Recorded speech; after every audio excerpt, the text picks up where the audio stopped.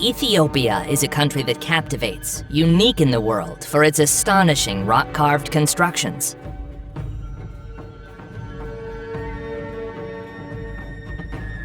With spectacular landscapes and a rich and distinct culture.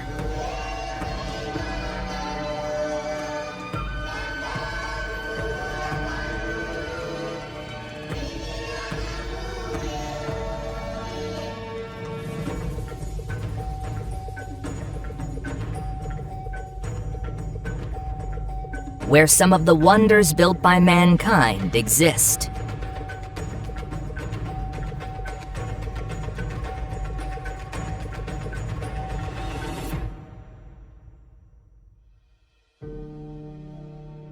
It's one of the few African countries that was never colonized.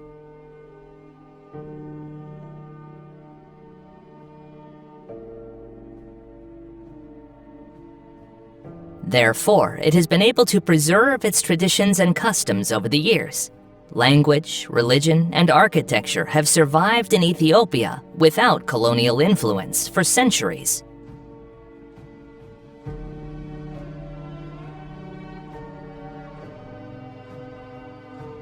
It's a country with unparalleled ethnic diversity.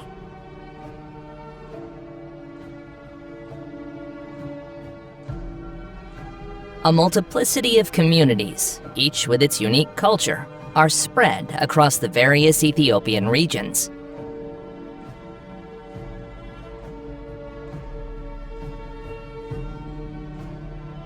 Furthermore, it's a land filled with national parks.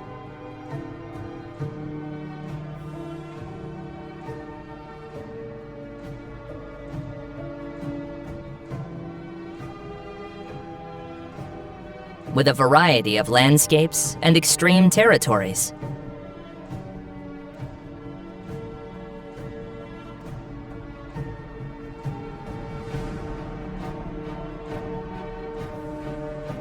Stay with me to discover what Ethiopia and its people are like, why it's a unique country in the world, the places you can't miss, how life is in the country, and so much more.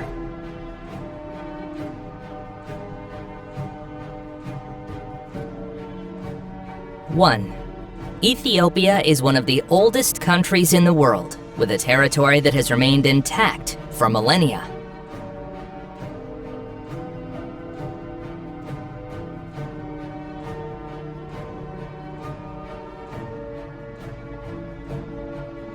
In ancient times, it was the center of the Aksumite kingdom, whose monarchs claimed descent from the kings of Israel, including David and Solomon.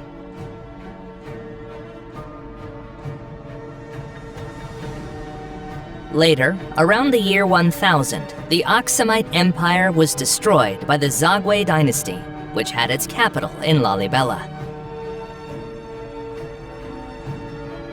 Around the year 1270, the Solomonic dynasty was restored with Yakuno Amlak, marking the beginning of the Ethiopian Empire, or Abyssinia.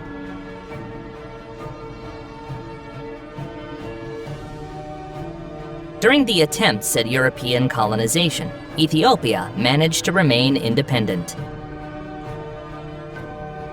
In 1896, Italy succumbed to Ethiopia at the Battle of Adwa. It was a historic moment, the first time an African nation defeated a European power. Later on, in 1935, Italy attempted once again to occupy Ethiopia and succeeded in capturing Addis Ababa. Following Mussolini's invasion, Emperor Haile Selassie went into exile in the United Kingdom. However, Ethiopian resistance persisted, and the Italian forces were expelled in 1941. The last ruler of the Solomonic dynasty and Ethiopian Empire was Emperor Selassie, who reigned until 1974, when the monarchy was abolished and the country became a People's Republic. 2. There are several reasons explaining why Ethiopia remains an uncolonized country.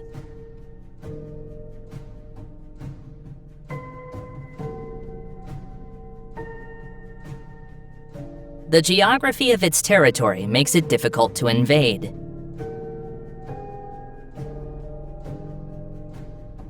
With high mountains, rugged terrains, and extremely arid deserts with high temperatures.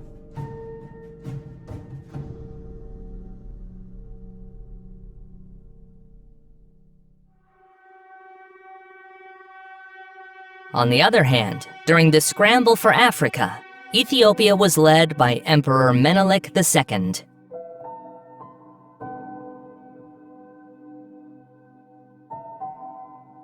He is said to have been a strong leader who managed to unify various regions of the country and strengthen the army, triumphing in key battles against Italy. Finally, even though Ethiopia is a country with immense ethnic and cultural diversity, a shared national identity and social cohesion played a role in resistance to colonialism.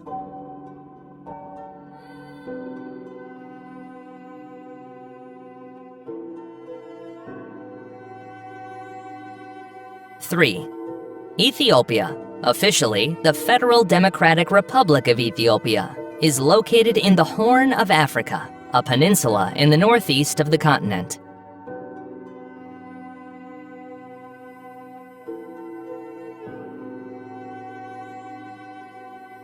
It is surrounded by several countries, bordering Eritrea to the north, Djibouti and Somalia to the east, Sudan and South Sudan to the west, and Kenya to the south. It has been landlocked since Eritrea gained its independence in 1993. It is one of the most populous countries in Africa, and one of the largest in terms of land area.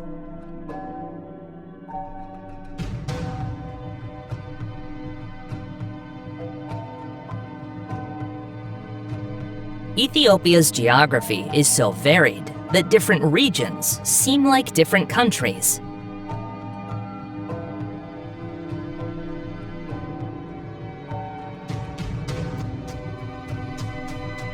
In the north and center, the high and cold mountains. On the border with Eritrea and Djibouti, the hot desert regions. The most prominent geographical feature of Ethiopia is the Great Rift Valley.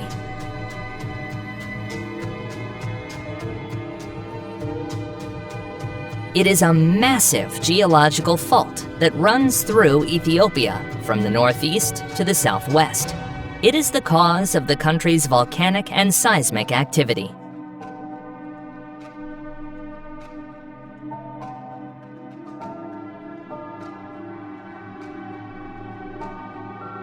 In the Ethiopian highlands are the Simeon Mountains and the Bale Mountains.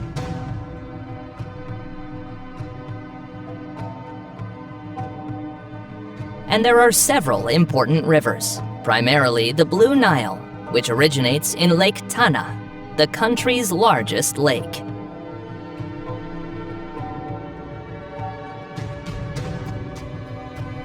Each of these areas is home to various animal species, some unique to this territory.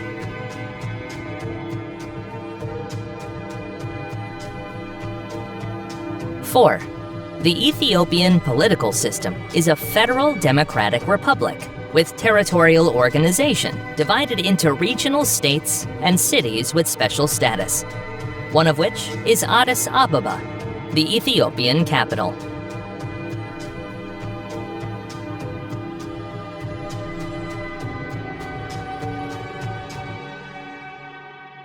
Due to the country's ethnic diversity, these states were chosen based on ethnic criteria. That is, the largest ethnic groups have their own region and state.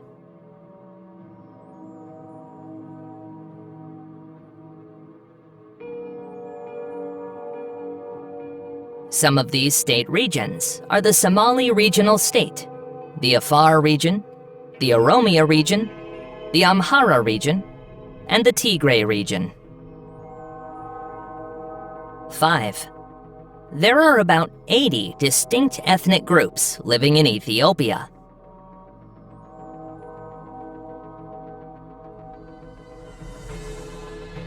The most numerous are the Oromo, Amhara, Somali, Tigrinya, Sidama, Walaita, Hadia, Afar, among many others with smaller populations.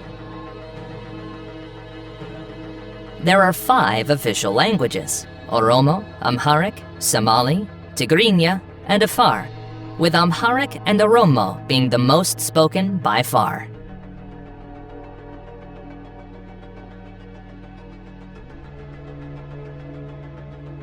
The Ethiopian writing system is Ge'ez or Amharic, one of the oldest scripts still in use.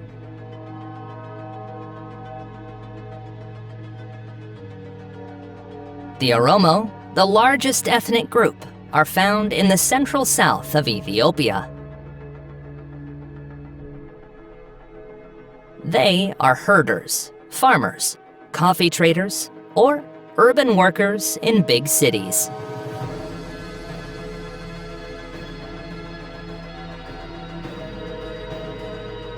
The Amhara, the second largest ethnic group, are predominantly farmers. They also have a long history of governmental administration.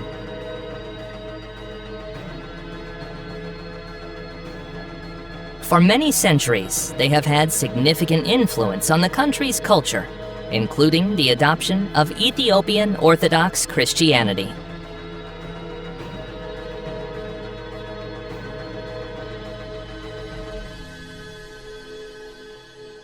The Somalis live in the Somali region in eastern Ethiopia.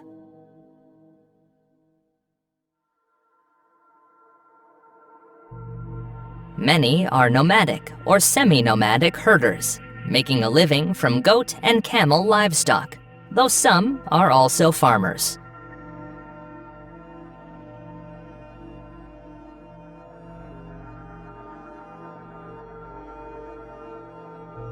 The Tigray, or Tigrinya, live in the north, above the Amhara.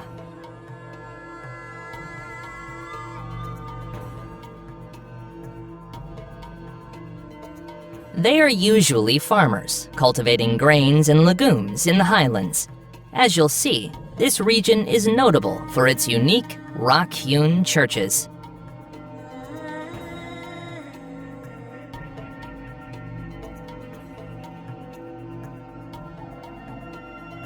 The Afar stand out for living in the most arid and inhospitable areas of Ethiopia.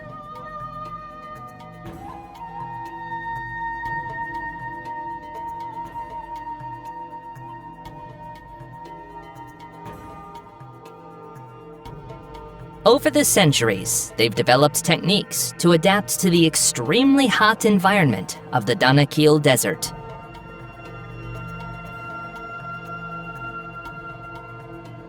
They have distinctive physical features that differentiate them from other ethnic groups.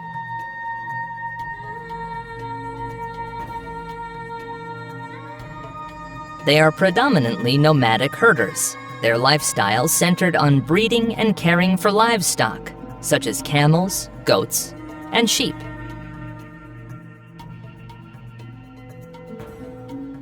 The most practiced religion among the Afar is Islam, combined with ancestral practices and beliefs. In Afar culture, family and clan ties are fundamental. Society is organized into patrilineal clans, with each individual owing loyalty to their clan.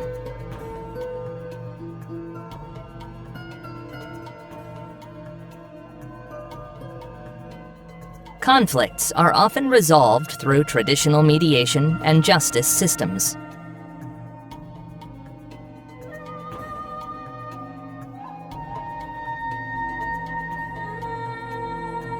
Men are responsible for tending the livestock and protecting the family and clan.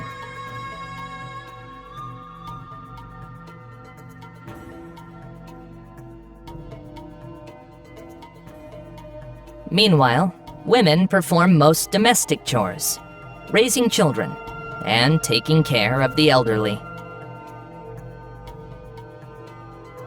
6. Some of Ethiopia's minority ethnic groups live in the Omo Valley in southwestern Ethiopia, with the Omo River crossing savannas and jungles.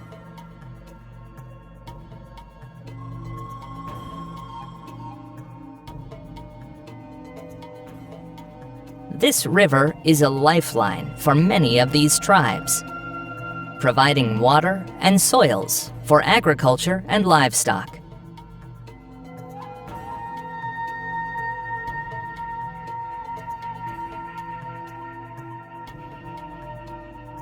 One of these Omo Valley ethnic groups is the Hamer.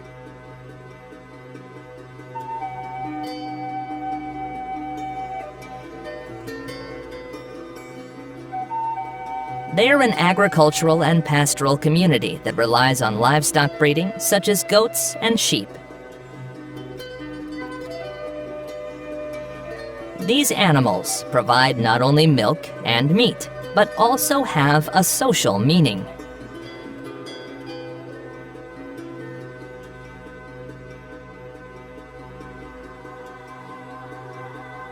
For the Hamer members, the amount of livestock one owns is an indicator of wealth and social status.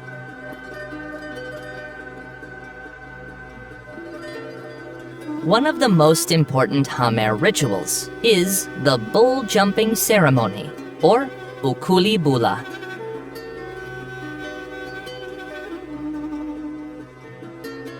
This rite of passage for young males involves the youth walking without falling over a row of bulls.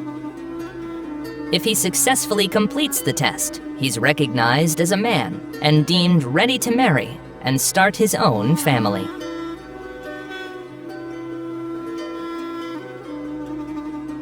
Strikingly, Hamer women have a characteristic hairstyle, decorated with red clay, wearing copper necklaces and bracelets.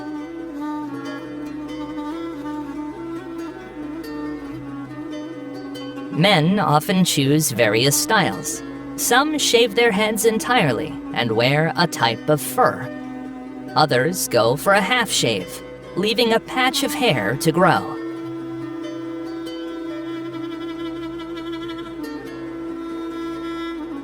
Seven. The Karo, who also reside in the Omo Valley, are distinguished by the white paints they wear on their faces and bodies.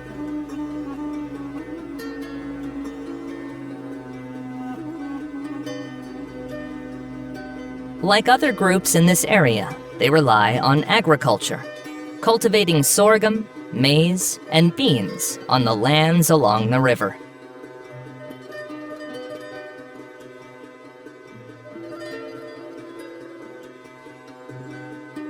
For important ceremonies and rituals, they adorn themselves with white paint, creating intricate designs on their skin.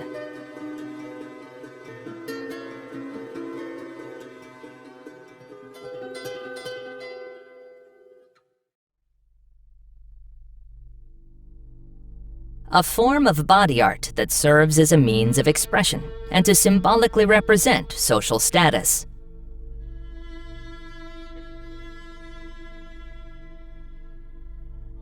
Karo women often wear earrings, jewelry, and decorative scars called scarifications, which are considered marks of beauty and bravery. 8. Another ethnicity from this valley is the Mursi, known for their practice of body modification, particularly the insertion of clay plates into the lower lips of women.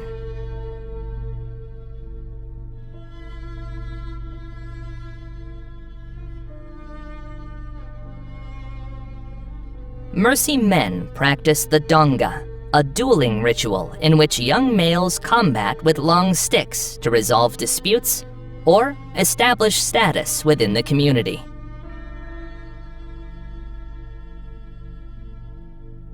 Also notable in the area is the Bana ethnic group, whose young male members traditionally walk on stilts.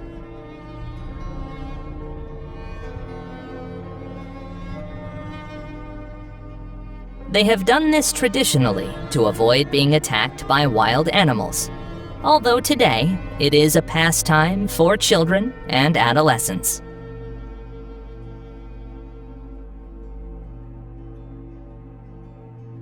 The Arbore are only a few thousand in population.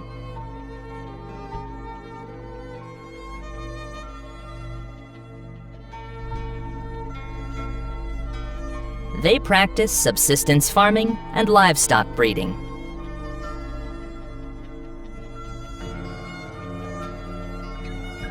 Men can marry up to 4 women, with marriages being arranged.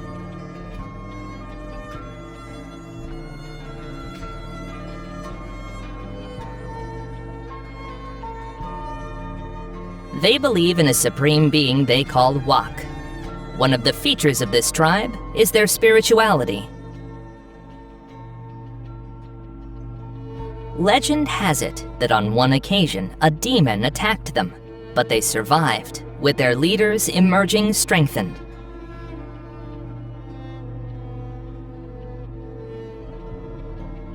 Elders are highly respected, playing a significant role in the community's decision-making.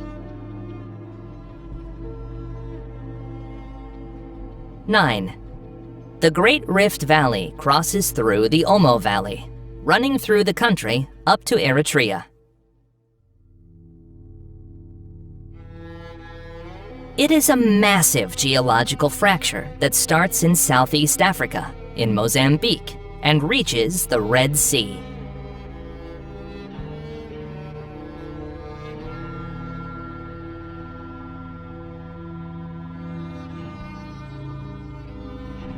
It began forming millions of years ago, but today it continues to grow slowly, both in length and width. Over millennia, the Somali tectonic plate will separate from the African plate, forming a new subcontinent.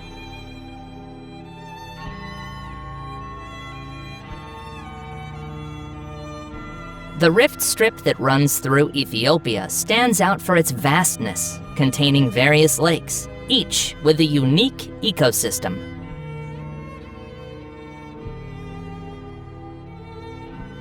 Lake Ziway, for example, is known for its abundant aquatic birds, while Lake Abihata stands out for its flamingos.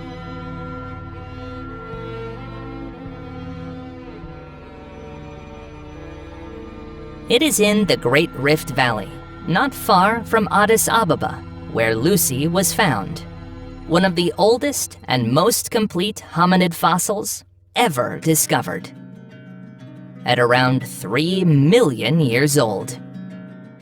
Hence, Ethiopia is often called the cradle of humanity. Lucy, named because the paleoanthropologists were listening to the Beatles' song "Lucy in the Sky with Diamonds" when they found her, was a female of the Australopithecus afarensis species who walked upright and could climb with her long arms.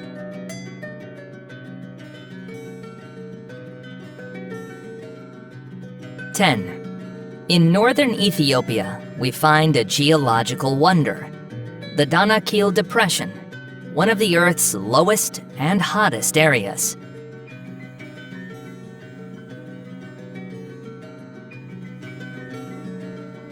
At times, the climate becomes extremely hot and the terrain is inhospitable, receiving little precipitation throughout the year.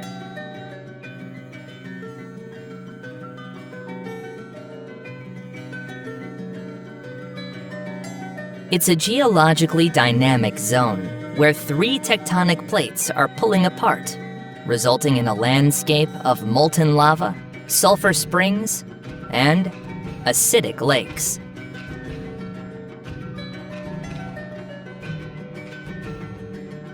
The Erta Ale, located in the Danakil Desert, is one of the few volcanoes in the world with an almost permanent lava lake.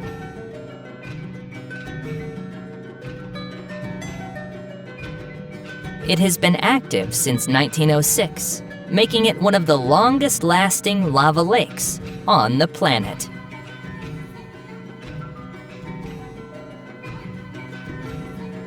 It's a mesmerizing natural sight, especially at night when the lava illuminates the sky with a red glow.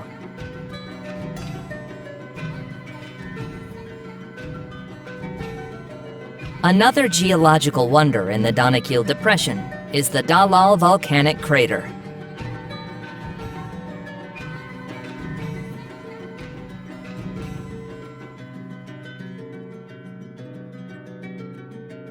Its landscape could serve as a filming location for a sci-fi movie, with sulfur mounds, salt ponds, and colorful mineral formations.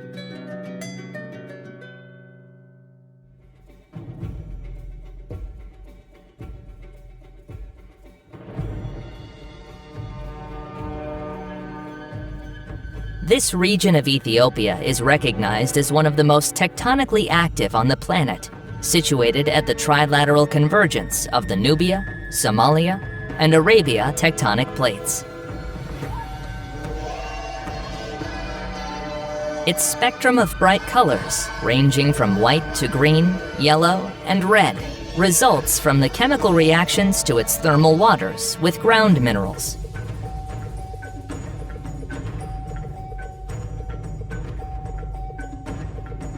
Danakil is also home to a field of geysers, showcasing astonishing shapes and colors, and to vast salt plains.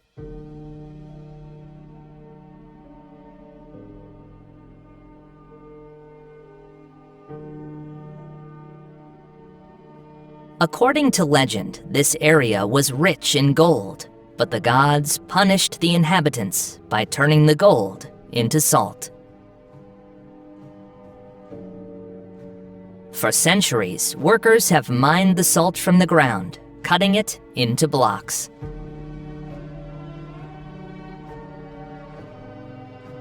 They then transport it in long camel caravans.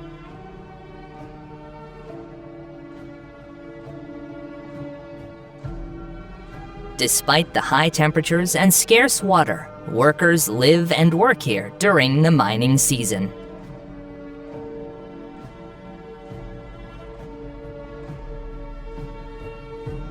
This tradition remains alive today, but is seen less frequently, as roads have been built to transport the salt by trucks.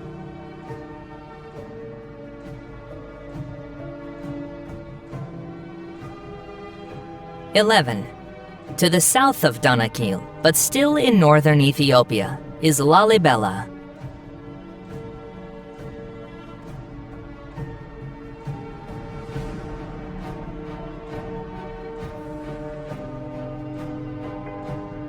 It's a city with astonishing rock-hewn churches. Following Aksum, it's Ethiopia's second most significant spiritual center.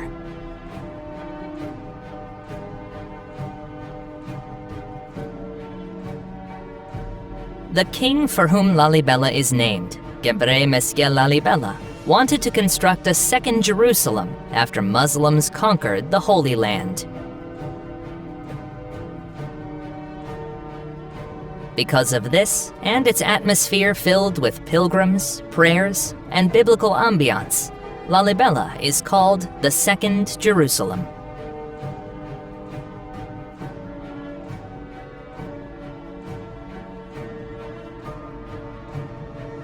It's a significant center of Ethiopian Orthodox Christian faith.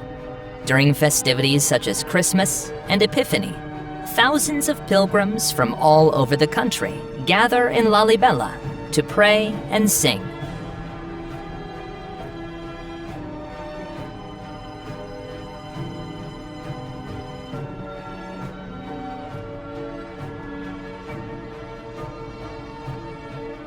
In this city, there are 11 churches built in the 12th century during the reign of King Lalibela, who, according to legend, was assisted by angels.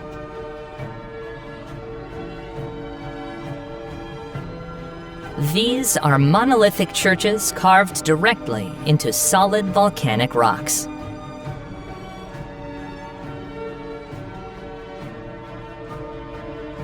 It is believed they were carved with very basic tools, such as hammers and chisels. They are connected by a series of tunnels and underground passageways.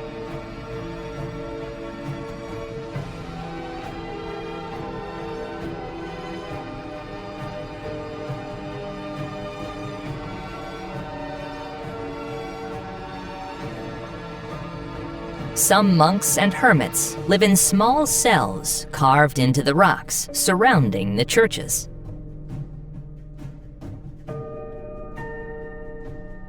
One of these churches is Biat Georgis, or the Church of St. George.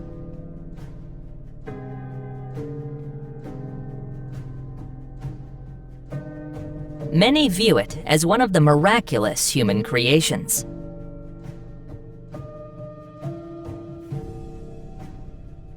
To build it, large amounts of rock were removed. Today, it remains an important pilgrimage site, especially during the celebration of Timkat.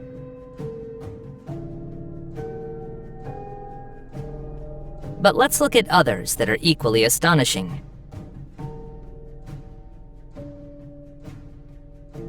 This one is Biat Emmanuel, which was possibly a royal chapel.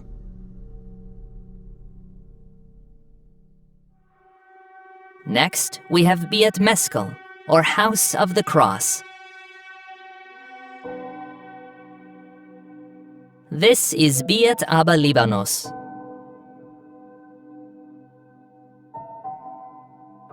And this other one is Biat Golgotha Mikael.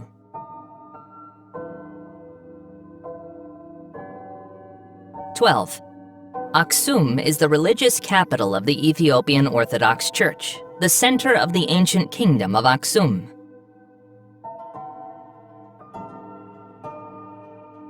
This city is known for its massive obelisks, which are believed to mark the graves of the former rulers of the empire.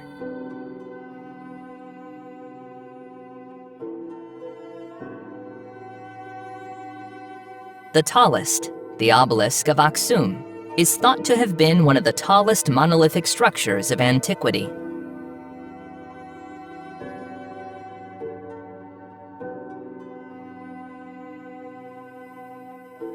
One of the most intriguing places in Ethiopia is in Aksum. It's the Church of St. Mary of Zion.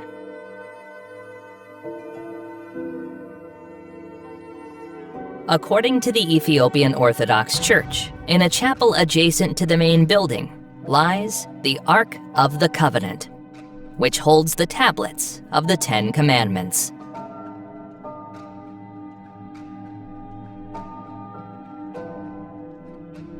It is believed to have arrived nearly 3,000 years ago and has been guarded by a succession of monks to this day.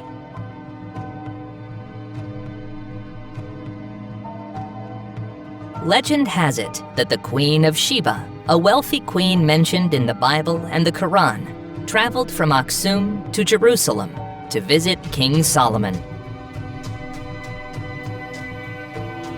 Upon her return to Aksum, she bore a son, Melanik, who, as an adult, would journey to Jerusalem to meet Solomon, his presumed father. Melanik returned with a group of Israeli nobles who took the Ark from Jerusalem.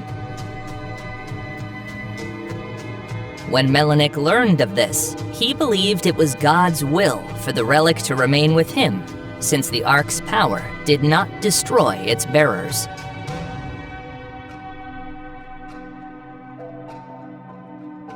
No one can view the Ark except the high priest, who appoints a successor on his deathbed. The locals are prepared to defend it with their lives, a commitment that was evident during the Tigray War. 13. Aksum is located in the Tigray region, home to a series of enigmatic mountain-carved churches built centuries ago.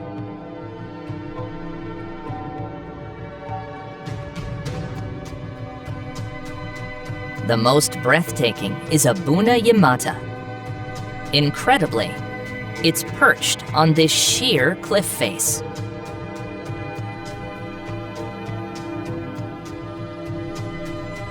It's one of the world's most inaccessible churches.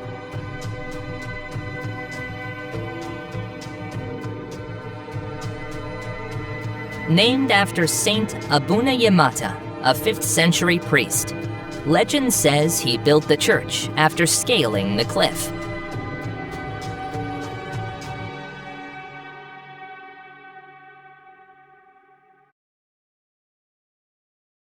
Access is only through a perilous ascent along narrow paths bordering the abyss.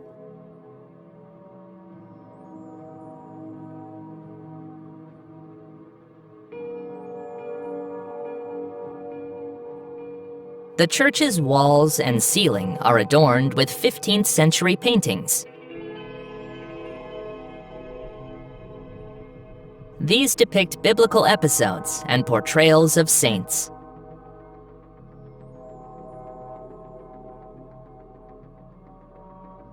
Tombs of various saints and monks can be found near the church.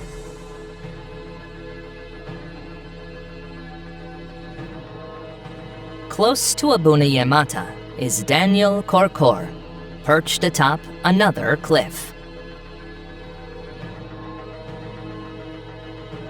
Offering views of Tigray's mountainous landscapes. The church's isolation and the challenge of reaching it are considered by some as a test of faith.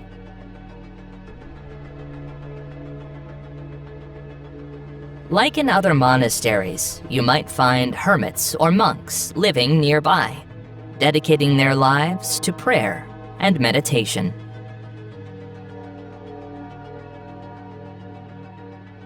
The church's interior is decorated with frescoes of saints.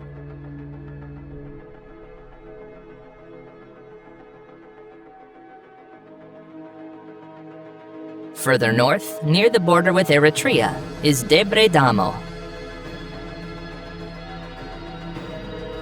This monastery can only be accessed or exited using a rope anchored to the rock wall.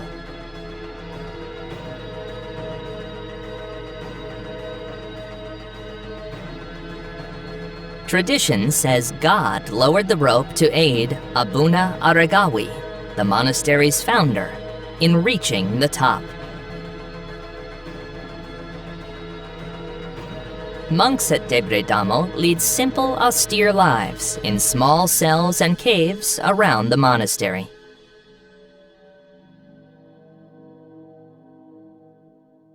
Legend has it that these monks were the first to domesticate honeybees in Ethiopia. 14. Also in northern Ethiopia are the Blue Nile Falls. The cascade throws a mist into the air, leading to its local name, Tis Abai, meaning smoke of the Nile. The Blue Nile, which starts at Lake Tana, is one of the 2 main tributaries of the Nile River, the other being the White Nile, originating from Lake Victoria.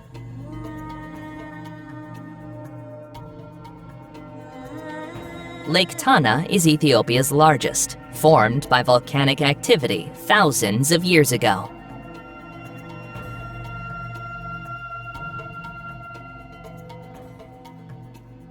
Here, locals sail in their papyrus boats, risking their lives, as certain areas of the lake are home to hippos, Africa's deadliest mammal. 15.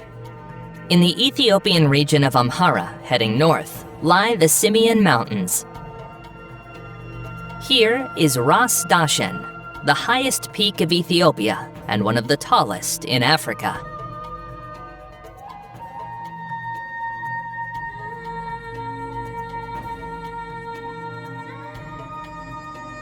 Several endangered animal species have their habitat in this area.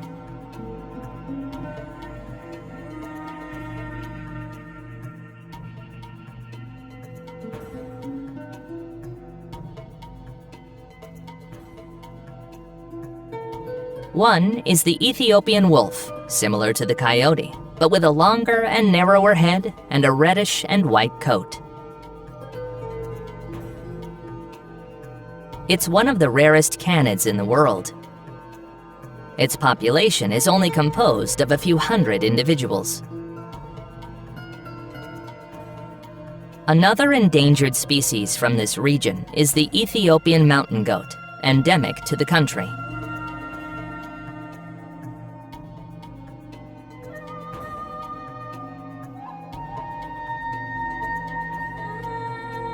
Also living in the Simien Mountains is the gelida monkey.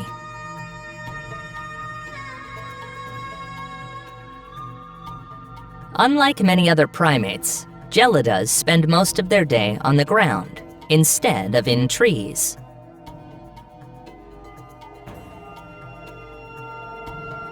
To protect themselves from predators such as hyenas or leopards, they can sleep on cliffs. They are distinguished from baboons by the colorful skin on their chest. Like other primate species, they form small groups with one male, several females, and their offspring.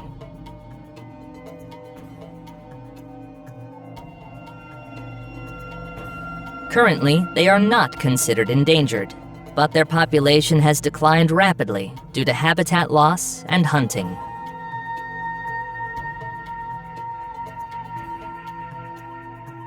(16) Addis Ababa, whose name in Amharic means new flower, is the largest metropolis and the capital of Ethiopia, nestled in the central highlands of the country.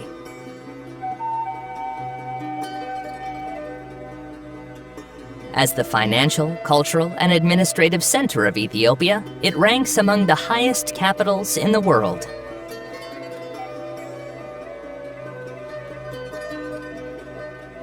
One of the most significant places in Addis Ababa is the National Museum of Ethiopia, where the fossilized skeleton of Lucy is located. Another iconic place is the Mercato, one of Africa's largest markets, where one can find everything from local crafts and textiles to fresh food and spices. There is also the Holy Trinity Cathedral, built to commemorate the liberation from Italian occupation.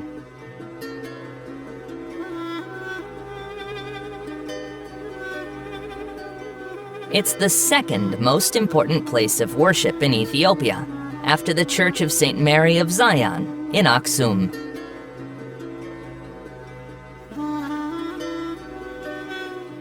(17) East of Addis Ababa is the city of Harar, known as the Walled City of Islam, where its old town stands out, surrounded by a defensive wall. Within the walls is a maze of narrow cobbled alleys with numerous Arabic-style houses and historic mosques.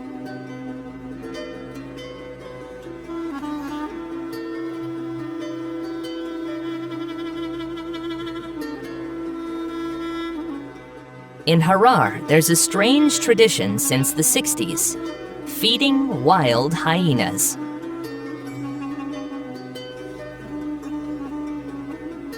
It began when a local farmer decided to feed them to prevent them from eating his livestock. And it has continued to this day, although now for touristic reasons.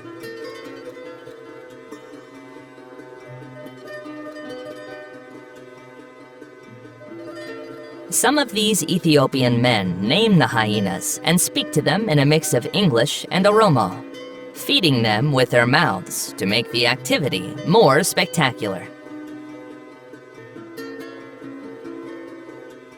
18. Another historic Ethiopian city is Gondar, close to the Simien Mountains, which in the past was the capital of the Ethiopian Empire.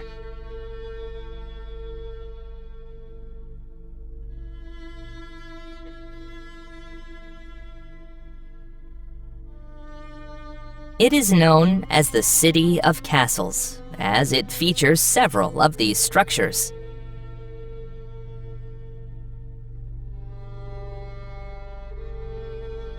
A must-visit is the Fasil Gebi Fortress, built in the 17th century, which includes a series of castles, royal residences, and courtyards, all surrounded by tall walls. The main castle, or Fasilidas Palace, is a masterpiece of the architecture of the time. 19. Some of the Ethiopian national parks are located in the Omo Valley area, like the Mago National Park, the country's first national park. It's one of the last wildlife refuges in Ethiopia for endangered species.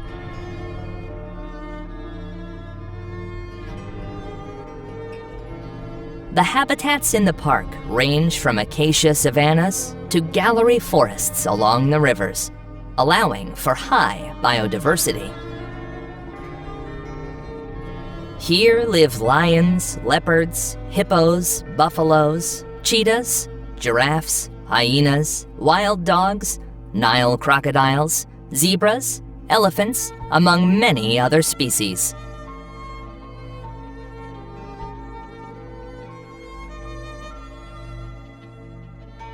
Another is the Nechizar National Park, characterized because part of its territory is covered by lakes.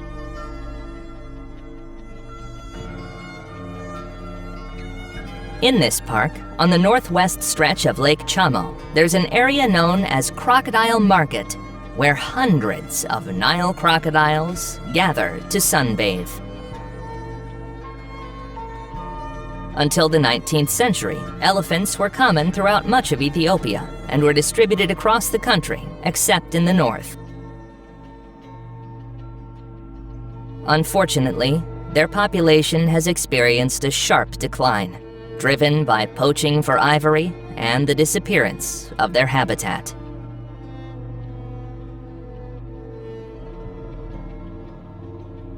Currently, there are only elephants in 5 or 6 areas of the country, which could vanish if urgent measures are not taken.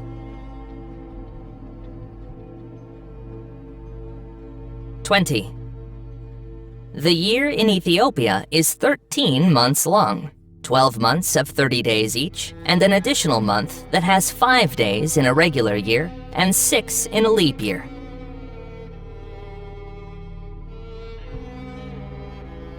The Ethiopian New Year, or Enkutatash, is celebrated on the 1st of Meskerem, which is September 11th in their Gregorian calendar, or September 12th in leap years.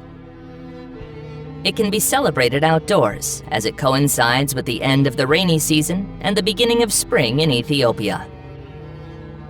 Children often go door to door, singing songs and offering bouquets of flowers. In return, they are given a small gift, such as money or bread. Additionally, the Ethiopian year is almost 8 years behind the rest of the world, due to the Ethiopian Church calculating the year of Christ's birth differently. 21. What most confuses foreigners when they come to live in Ethiopia is the system of time measurement.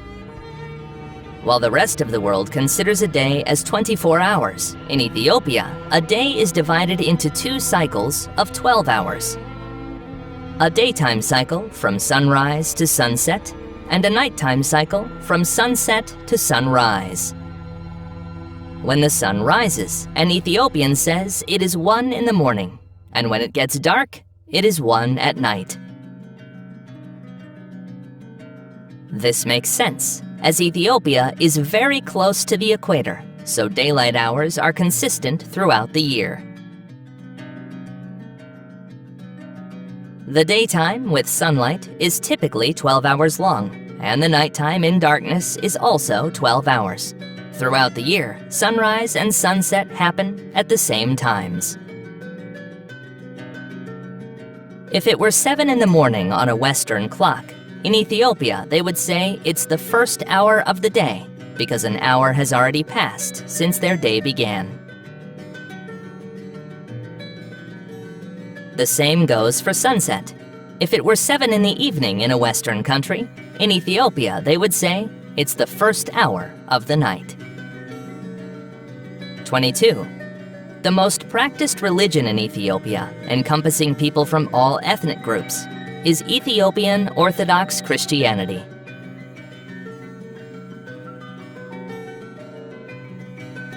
According to tradition, Christianity was introduced in the 4th century with the arrival in the kingdom of Aksum of a Greek-speaking missionary named Frumentius, who converted King Ezana.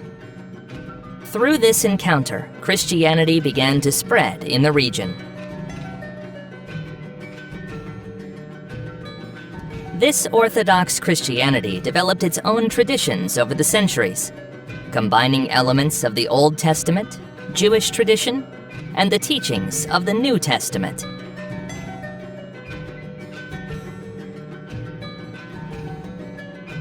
It is notable for its devotion to local saints, biblical figures, and its religious ceremonies.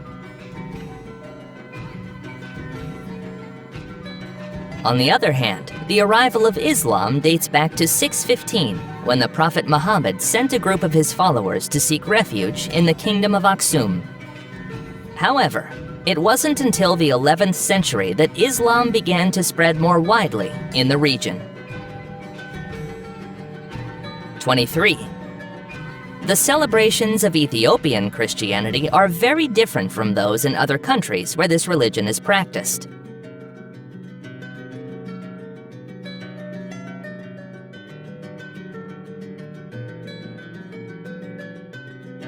Timkat is an important day for Ethiopian Orthodox Christians.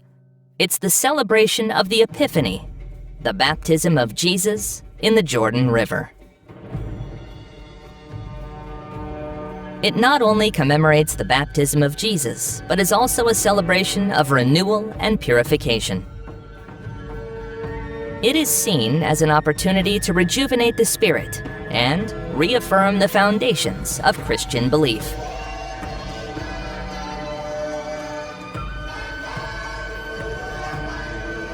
It is celebrated on January 19th, which in the Ethiopian calendar is the 10th day of Tur.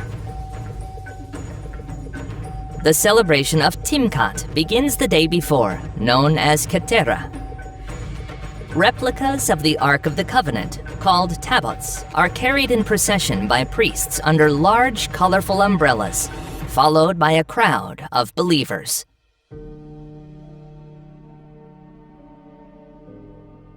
Timkat Day is when the reenactment of the baptism takes place. Before dawn, people gather around the water where the procession was held.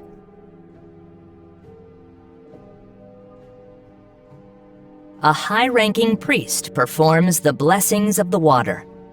Water is then sprinkled on the faithful, some of whom dive in to symbolize their own baptism and purification.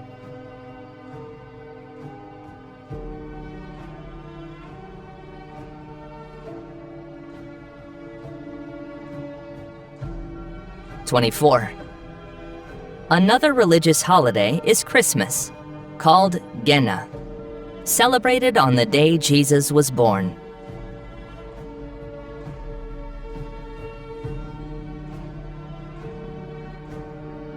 For the Ethiopian Orthodox Church, this day is the 29th of Tassas in their calendar, which corresponds to January 7th in the Western Gregorian calendar.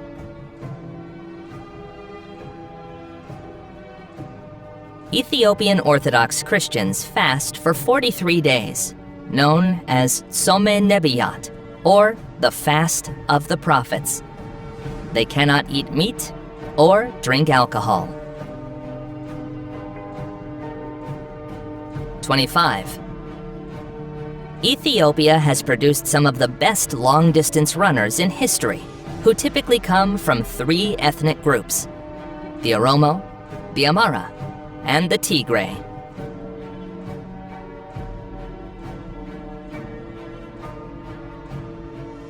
The reason Ethiopian athletes are so enduring is that these ethnicities come from the country's highlands. Living and training at high altitudes leads to natural physiological adaptations that enhance endurance. Moreover, in Ethiopia, running is a part of life for some rural communities. Children in these areas may have to run long distances from an early age to go to school, which develops aerobic endurance.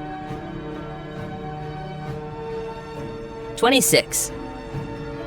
Besides Christians and Muslims, there are Jews in Ethiopia called Beta Israel, believed to have arrived in the country from Egypt during the Exodus, or after the destruction of the first temple in Jerusalem. In the mid-20th century, they began emigrating from Ethiopia to Israel, where most currently reside, being recognized by the Israeli state since 1975 as authentic Jews. 27. A curious Ethiopian custom, due to the strangeness it might evoke in foreigners, is the gursha.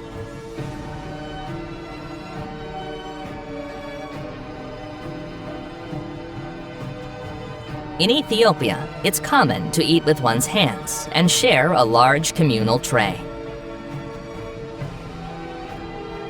During a meal, an Ethiopian might take a piece of injera, a type of flatbread, use it to pick up some food, and then place it in another person's mouth.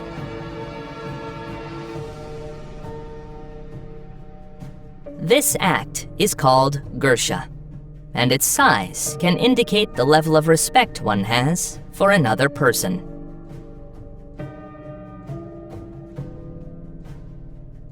A larger gursha might be seen as a sign of greater affection. Conversely, refusing a gursha can be seen as offensive, as it's considered a friendly gesture. 28. Polygamy in Ethiopia was abolished, although there is a small percentage of communities that practice it. According to the law, marriage must be between two individuals. However, religious laws are recognized if both parties are followers of the same custom or religion. It's more commonly practiced among the Afar and Somali ethnic groups, while less common among the Amhara and Tigray. Moreover, some interpretations of Islam allow polygamy, though this is subject to variation and debate. In any case, this practice is declining, particularly in urban areas and among the younger generations.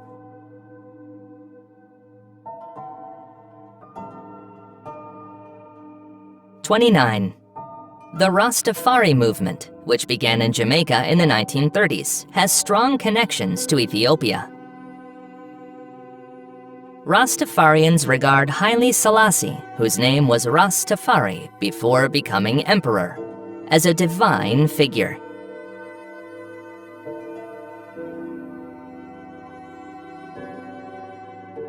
He was revered as the promised Messiah who would liberate the black race, a belief rooted in Selassie's supposed descent from the Queen of Sheba and King Solomon. Even though Selassie denied being the Messiah, Rastas continue to believe he is a messenger from God. In Rastafari theology, Ethiopia is considered the promised Zion, paradise on earth. It is seen as the place from which people of African descent originate, and to which they must ultimately return.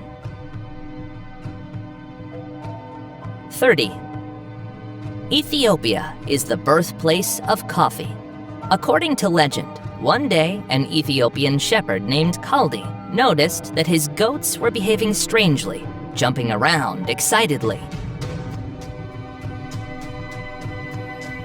He thought the cause might be a small bush with red berries. So he tried them, and, noticing the same effects, ran to tell his wife and then some monks, who, over time, began consuming the berries to better concentrate on their meditations. Ethiopian coffee is cultivated in various regions of the country, each with unique characteristics in terms of altitude, climate, and soil. It is the most produced and most exported Ethiopian product. The traditional process of its preparation is an Ethiopian cultural experience, the coffee ceremony. The beans are roasted in a small clay pot and then hand ground with a mortar. The coffee is brewed in a clay pot called hebina and is served in small cups. 31. Let's talk about traditional Ethiopian food. Doro wat is considered the national dish of Ethiopia. It is a spicy chicken stew, slow-cooked with a mixture of spices, such as berbere or niterkiba. It is served with injera and sometimes accompanied by boiled eggs.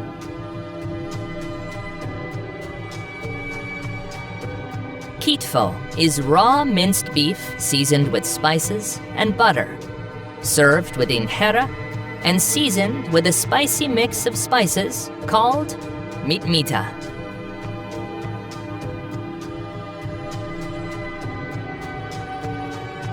Tibs is a dish with beef or lamb, sautéed with onion, peppers, and spices, which can be spicy or mild, served with injera, vegetables, or salads. Shiro is a thick paste similar to hummus, made from legume flour, like lentils or chickpeas, mixed with spices and oil, and can include meat or vegetables. 32. Life in Ethiopia depends on each ethnic group and income level, although much of the population lives in rural areas. It's common for Ethiopians to live in humble dwellings and settlements. Families typically own cows, goats, camels, and other livestock.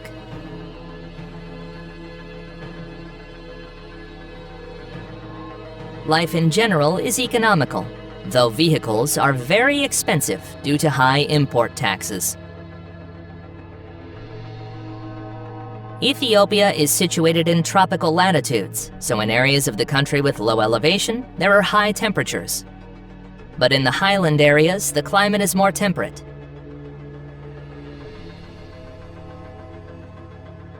From September to February, there is a long dry season, followed by a short rainy season in March and April.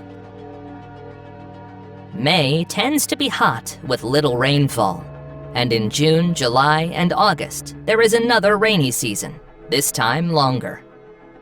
The lowest temperatures are usually between December and January, and the highest between March and May. 33. Ethiopia is one of the fastest-growing economies in the world. This is mainly due to its robust agricultural activity, its growing service sector, and an increasing push into the manufacturing industry.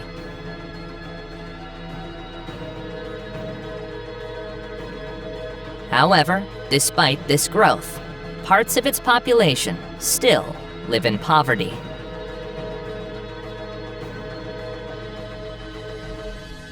Agriculture is the main pillar of the Ethiopian economy, with the cultivation of grains, legumes, vegetables, and fruits, along with livestock breeding. Coffee stands out as a vital export item in Ethiopia, alongside legumes and oilseed crops.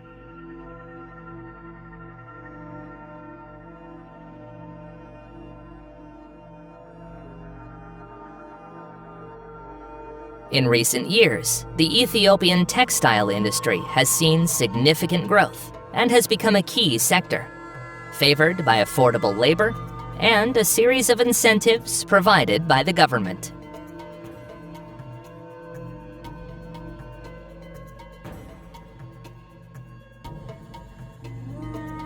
major international brands have set up factories in the country, producing textiles and garments for export.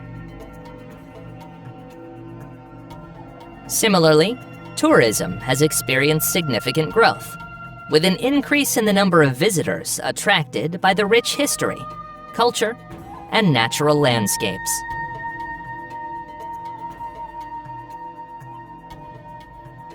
'34. The Ethiopian military is one of the most powerful in Africa, and one of the oldest in the world, with its origins dating back to the first millennium BC. It has existed in various forms throughout history, from the times of the Aksum Empire to the modern professional army it is today.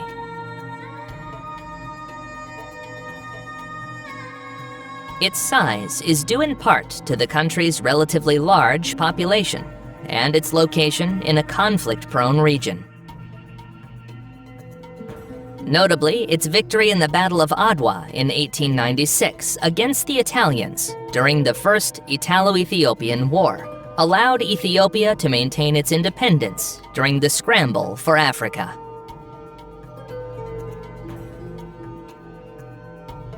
Given Ethiopia's mountainous topography, its military has developed a significant capability to fight at high altitudes. This was evident during the Ethiopia-Eritrea War, where the mountainous terrain was a major factor. Over the years, it has been an influential element in the country's internal conflicts, including that of the Tigray region.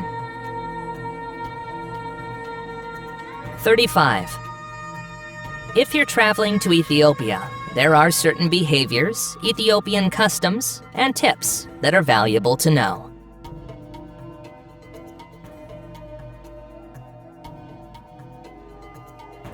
A typical greeting involves 3 kisses on each cheek for both men and women, although it might be 4 or 5 if you haven't seen the other person in a long time. It's better not to drive. The country has a high rate of traffic accidents. It's advisable to learn some Amharic words, as Ethiopians will appreciate it and it will endear you to them. Selam means hello. Ameseginalehu means thank you. Yikirta is please. Endetne is how are you. If you interact with Ethiopian families with children, a gift can leave a lasting, positive impression. You don't necessarily need a local guide to visit the country, but it can be very helpful, especially for those with little travel experience.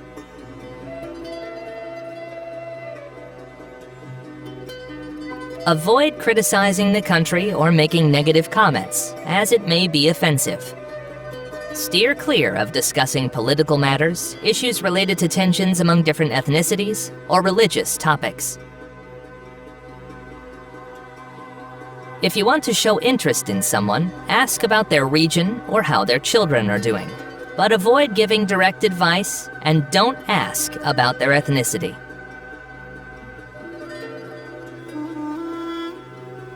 Also, avoid complaining or raising your voice too much. Be very cautious with food and drink. Don't drink unbottled water and eat foods that are well cooked. If possible, avoid salads or vegetables washed with non-potable water. Don't take photos of people without asking, as it can be considered rude or offensive. In general, for tourists, it is a safe country, but it's important to take basic safety precautions, like not carrying valuable items and not displaying wealth. Depending on when you visit, some regions of the country might be in conflict or dangerous, so it's important to stay informed. The most recent conflict is the Tigray War. The Tigray region, led by the Tigray People's Liberation Front, entered into a conflict with the Ethiopian federal government, accusing them of consolidating too much power and discriminating against the Tigray people. This led to a major humanitarian crisis, with hundreds of thousands of deaths, human rights abuses, and massive displacements of people.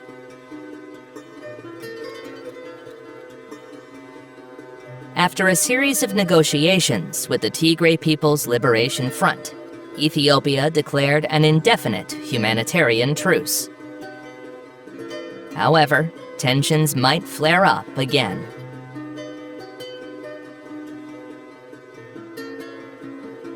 In conclusion, Ethiopia is a truly fascinating country, a melting pot of ancient cultures and traditions, of beautiful landscapes, and a history as old as humanity itself. We leave with a sense of wonder at its beauty and diversity, and with the intention to talk about this extraordinary corner of Africa again. See you soon.